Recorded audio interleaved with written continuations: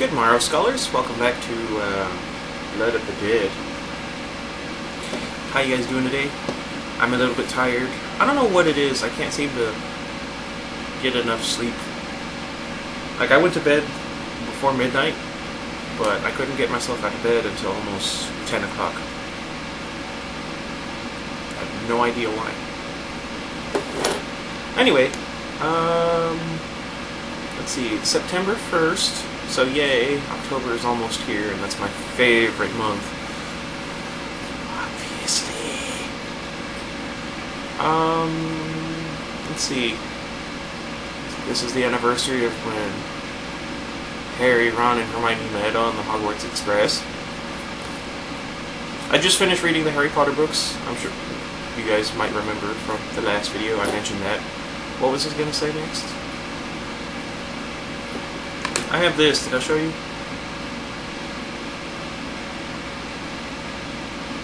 Professor Snape's wand. Okay, before I get any more distracted, we are in chapter 25, Sniper, page 156.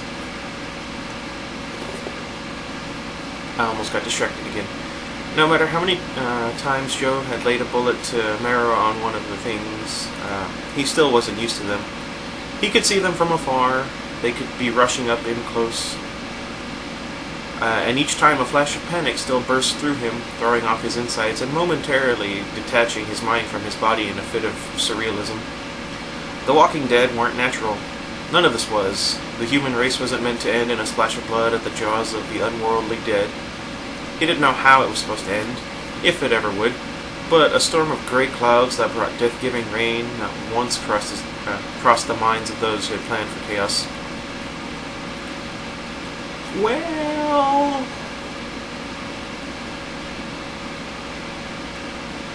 that's not really true. Let's not get into this. Got any ideas? Billie said beside him. Just one. Try and survive, Joe said. I could have told you that. Me too, Des added. Joe didn't have to look at Billie to know she was panicking.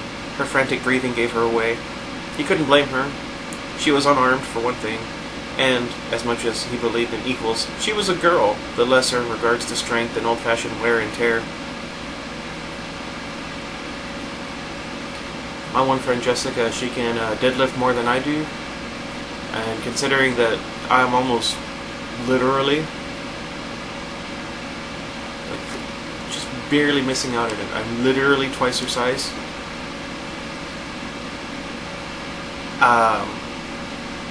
I find that offensive. I have no idea where I was going with that. Where was I? Oh. White, haunting eyes locked onto them anew, hundreds of them, a stampede of wild animals with no thought except for the satisfaction of blood and flesh. So, people. Surrounded, Joe did his best to remain calm, though he was certain he was either going to die, or soon become one of them. There we go. Sorry. The undead stopped their advance, as if all were waiting for a signal to go ahead and feast. What are they waiting for? Billie whispered. I don't know, and I don't care to find out, Joe said. Des? Yeah? Get ready. Oh, okay. He raised the gun and blasted holes into the heads of two of them. The sweet dual crack of the gun made his heart sing. Just pretend there's only a handful, nothing more. Bellowing, voices hoarse and ethereal, the undead charged. Joe pulled the hammer back and took out two more before grabbing Billie by the hand and leading her to the left, just missing the scaly gray hands of poor zombies. Bang, bang, two more down. Bang, bang. Another couple, and he made headway into the patch of zombies to the side. Behind him, Des screamed in between dull thunks as he drove the end of the iron pipe into the skulls of the deceased. Billie yelped, swore, and kicked and punched at those who came near her. Joe helped her by quickly firing as many shots as he could into those who got too close. Soon they and Des were separated. That would be me. If you guys watched The Walking Dead, or used to back in the day, the end of season 2, remember when Andrea gets separated from everybody and they all drive off without her? My family jokes that would be me getting left behind when trying to get away from the zombies.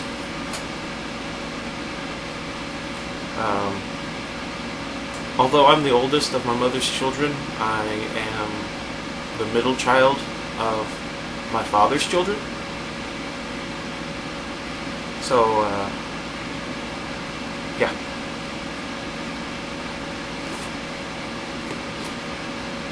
My family's really weird. Where was I? We can't leave him, Billie shouted amidst the wails of the dead. Can't help it, we need some room. Yeah, that sounds like my family. I'm not too worried about Leah. She hits like a truck. She's my baby sister. I mean, you know, she's, what, 15? How would you know? Why am I asking? 15, almost 16, I think. I don't remember. When was she born? I don't know. It's our mom we're worried about. He jerked on her hand and took 9 with a packet of bullets from the straps crisscrossing his torso inside his coat. Sprinting, which is something I can't do, they rounded the corner. Only a half dozen undead there, all coming toward them, some walking almost normally, others dragging their feet. Gray-green, decrepit faces snarled at them, others held vacant expressions, drones in their lust for flesh. Bang, bang, 2.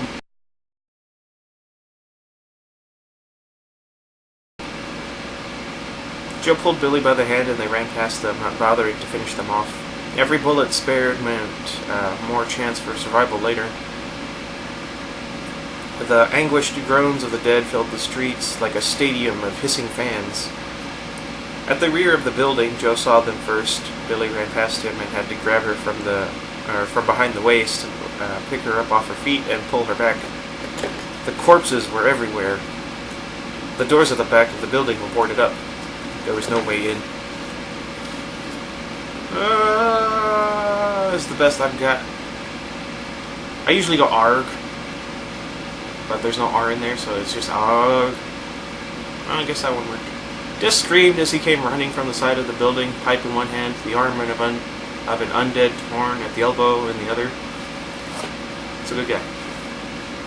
When he reached them, he spun around and hurled the arm at the horde of zombies moving toward them.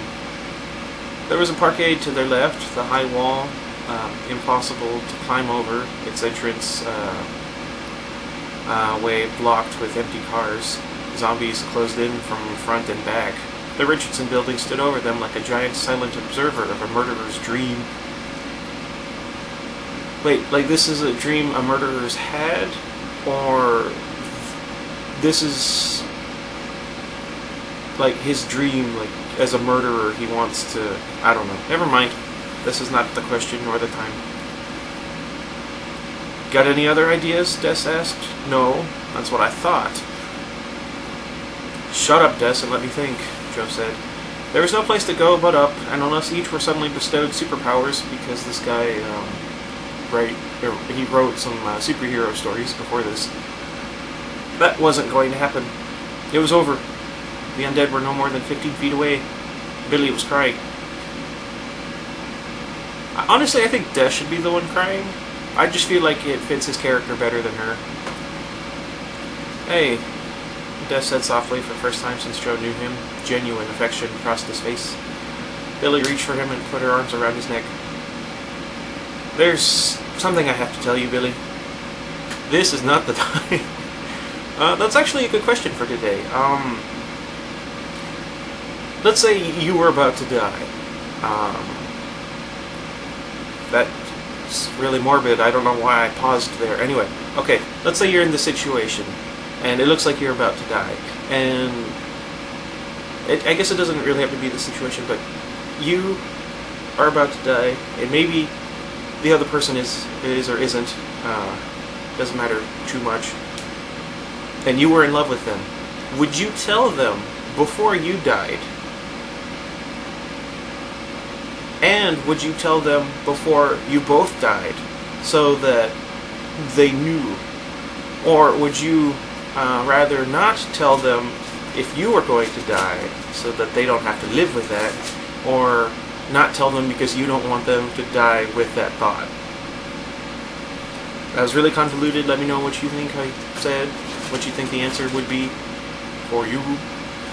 Me personally, I probably wouldn't say anything, just because I don't know.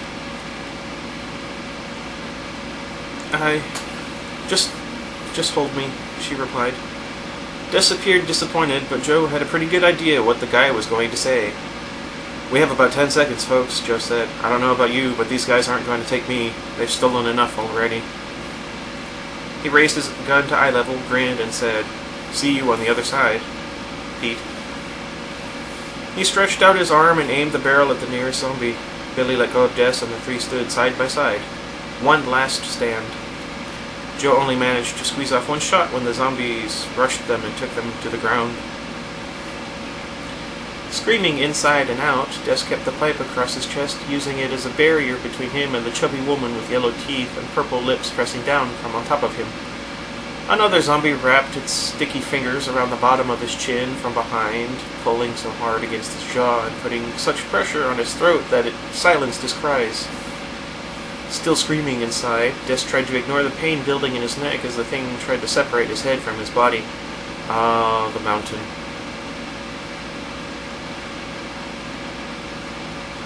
Pressing forward with everything he had, he tried to get the heavy dead woman off of him. He only gained a few inches of space before she shoved the pipe into him. Ow! The iron plowing into his ribs. Something cracked inside. Grunting, Des squeezed his eyes shut and braced for the end. A crash of glass. A shot rang out. The fat woman fell on top of him. Joe? Billie frantically slapped and hit and punched the two corpses trying to take a bite out of her jugular. Ugh, I can feel it. No, no, no, no. Sorry, I got carried away. She screeched. Each time her hands struck dead flesh, they slipped right off, as if these two zombies were covered in slick goo she couldn't see.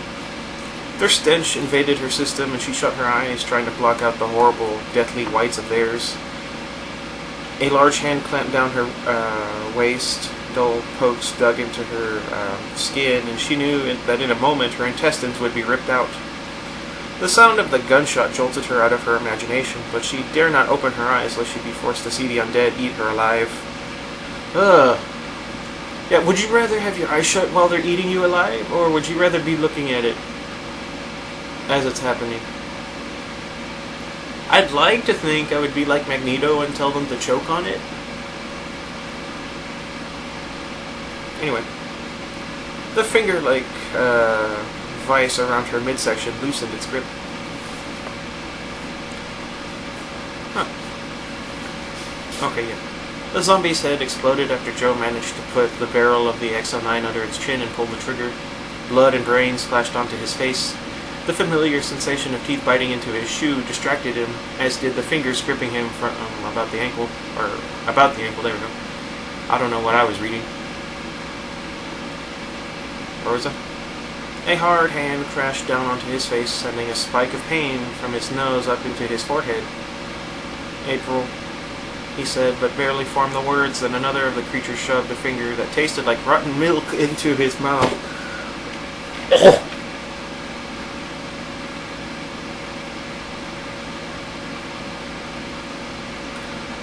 Okay.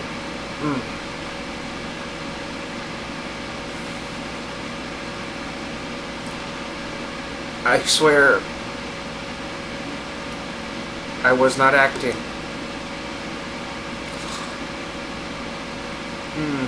That made me gag. Oh my gosh. I apologize for that, but I swear to you, that was not for the sake of the video. That was... Oh, I'm not even going to look at that line anymore. Gagging, Joe bit down anyway. The finger jerked and tugged, there we go, I'm stupid, between his lips. Stop. You bite it off and the blood will get into you. It probably already did. Then, like another voice, what does it matter? You're going to die anyway. Then another, go down fighting. He would choke on that finger. You know it. His right hand holding the XO9 was yanked to the side. He fired off a shot and thought he heard a zombie screech. If it had been my luck, I would have been hit by it. Anger boiled within, filled his stomach, bubbled up his chest, and exploded into his head and heart. He cocked the hammer and fired and fired. He couldn't stop squeezing the trigger even though he hadn't pulled down on the hammer. A shock of weight suddenly pressed down on him, and he didn't know what it was. The hand over his face made it impossible to see anything. Something bit into his coat, putting pressure on his left bicep. Biceps? What? Oh, I don't know. Sorry. His thumb searched for the hammer, but it was quickly grabbed by another set of fingers. Bang! Did his gun go off? No, something still had his thumb. Yes? Did the guy have a gun but decide to keep it secret and only bring it up now, just as they were about to die? That didn't make any sense either. Bang, bang, bang. He didn't care where the shots were coming from. The onslaught of the hands trying to get a hold of him was lessening. Bang. The dead hand over his face would limp. Joe shoved it away. Straight above him, hanging half out of the window overlooking the back of the Richardson building, was a rifle pointed at the dead. An old man with a rifle. What? I don't even know what I said. Pointed at the dead. I can do this all day, you lousy schmucks, August muttered.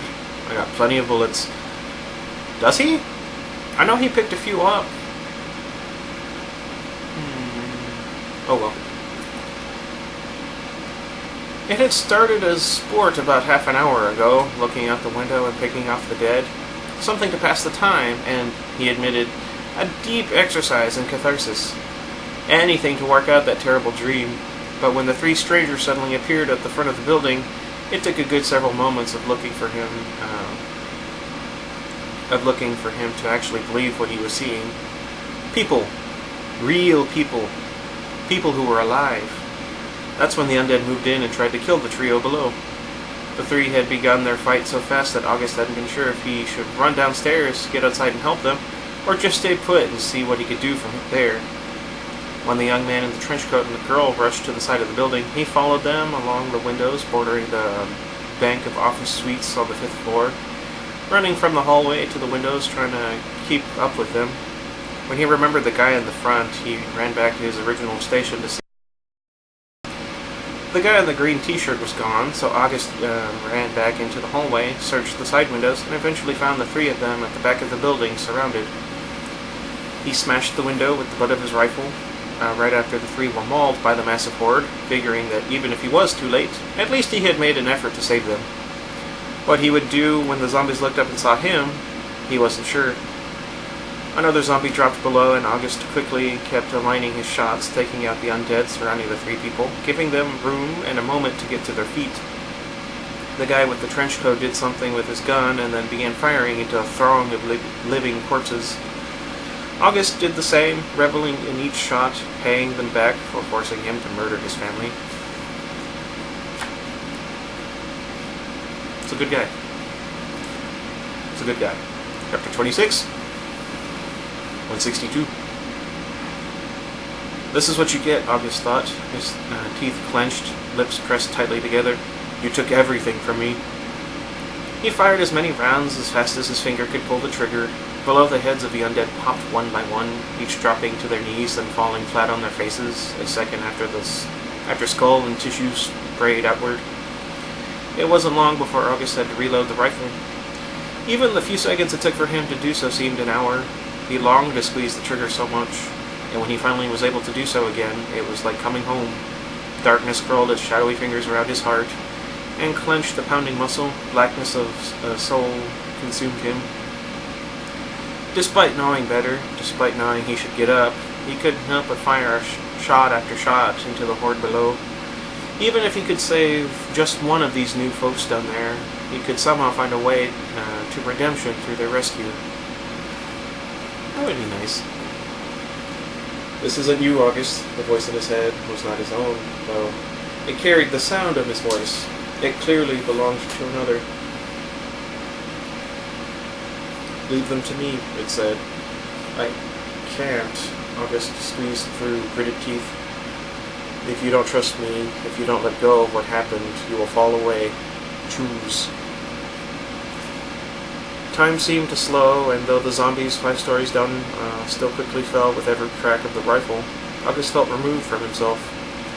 He could see the dark gray scaly hand around his heart, its long black nails beginning to puncture the flesh, drawing blood.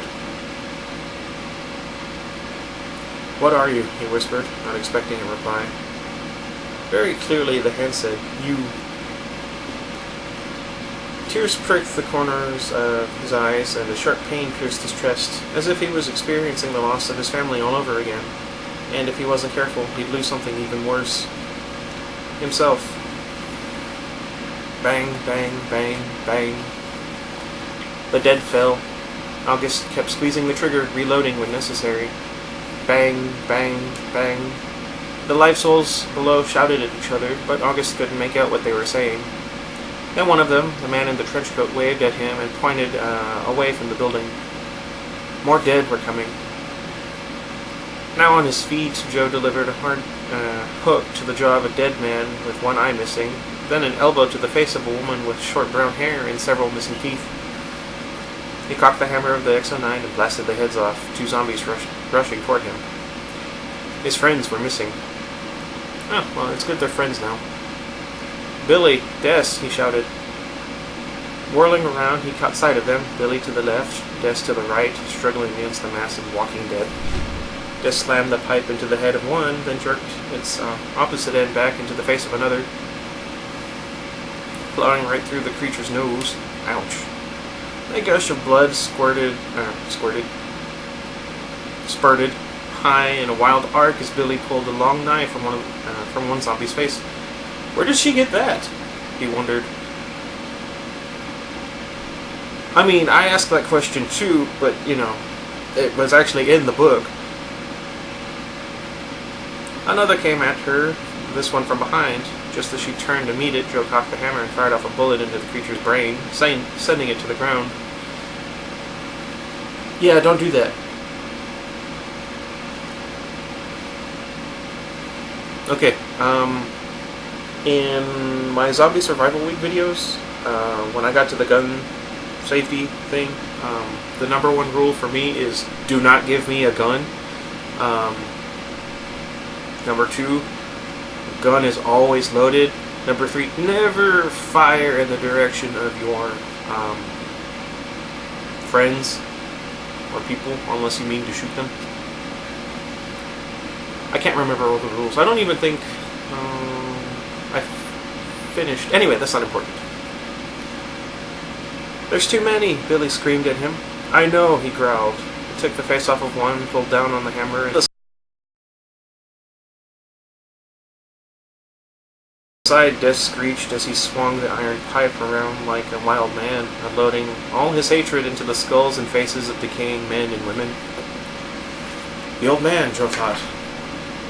He looked up and saw the old guy hanging partway out of the window, rifle poised on the dead below, but no movement or sign he was going to pull the trigger again. Ah, my ears. Where was it? What's he waiting for? Joe said. Hey you, I'm talking to you, old man. See what's going on down here? Let her rip or we're all dead. Still, the old guy remained in the window, frozen. Was he dead? Had the excitement been too much for him and the old coot just had a heart attack and died? If so, the guy was going to be one of the Walking Dead very soon.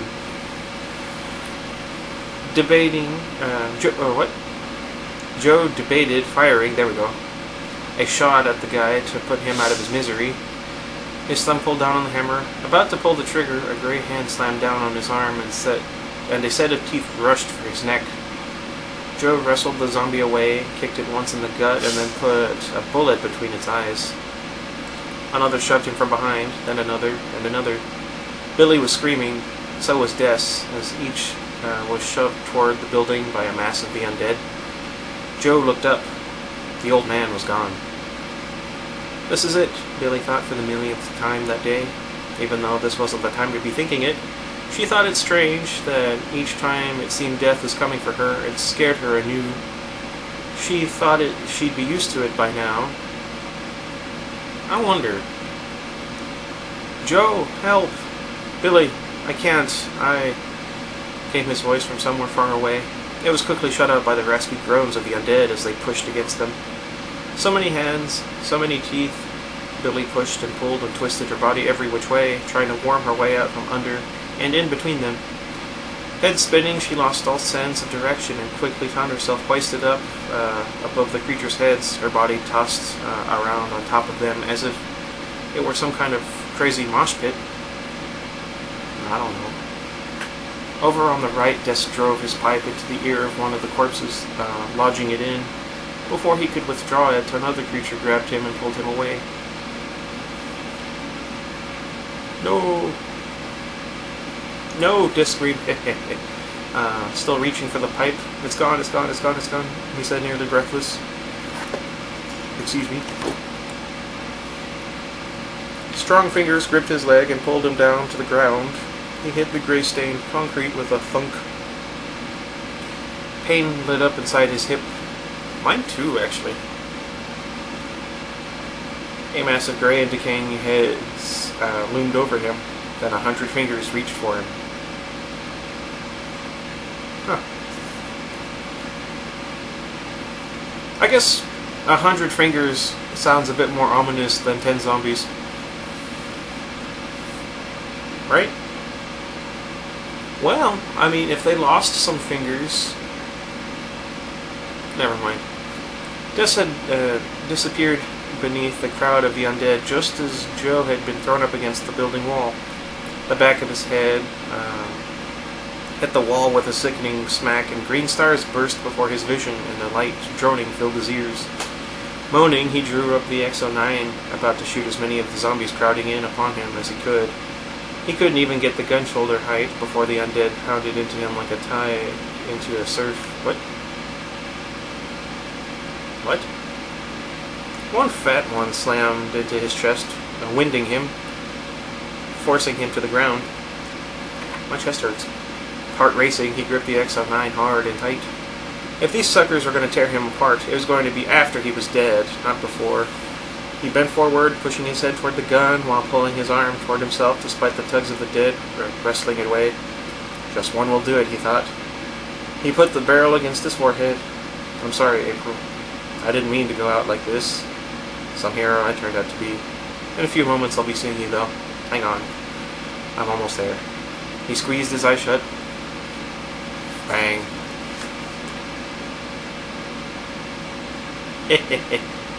I'm gonna go ahead and leave the chapter here. It's a good idea, too. The next one's kind of long, all things considered. Anyway. So let me know what you guys think. What's about to happen. I mean, it's kind of obvious, but you never know. What was I going to say? Oh, since I finished reading the Harry Potter books, my buddy Miga was wanting me to play a game together. We're going to do this co-op of sorts. I was thinking it might be fun to play the Harry Potter games. I never got to play any of them past the first one for the Game Boy Color. I believe it was. I'm pretty sure it was the Game Boy Color. It might have been the Game Boy Advance. But anyway, I only got to play the one for the first movie. That one was really fun. Instead of like trying to go through and read all of the books, which I have right there, you can see right there where the crown is, next to Kylo Ren, and between him and Darth Vader. Anyway, I could try and play through all of the games, and that would be interesting. Let me know if you'd be interested. Anyway, until next time, goodbye everybody, because otherwise I'm going to be really distracted by talking about Harry Potter.